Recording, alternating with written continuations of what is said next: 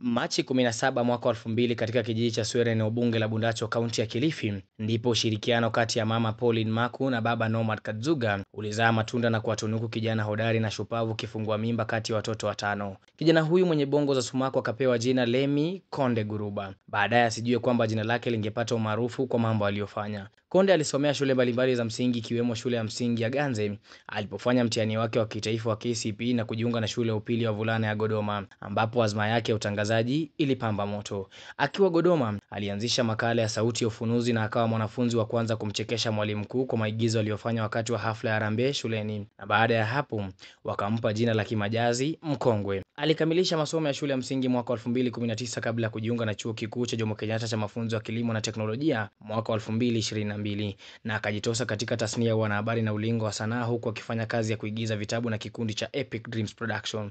Akawa mwanachama wa kikundi cha drama cha JKUAT ambapo alishinda tuzo mbalimbali na kupata umaarufu zaidi. Aliandika tamthilia mbalimbali ikiwemo Fruit of Eden iliyoigizwa na wasanii wa drama. Aliendelea na kazi nzuri na akawa msanii wa kuheshimika sana chuoni JKUAT. Ni mwanzilishi wa Mkenya TV ambapo yeye upeperusha habari, kuigiza na hata kufanya spoken word. Ninakutakia heri njema ya kuzaliwa kaka. Maulana azidi kujalia na azidi kulinda na kukuneemisha. Jina langu ni Elias Tanui.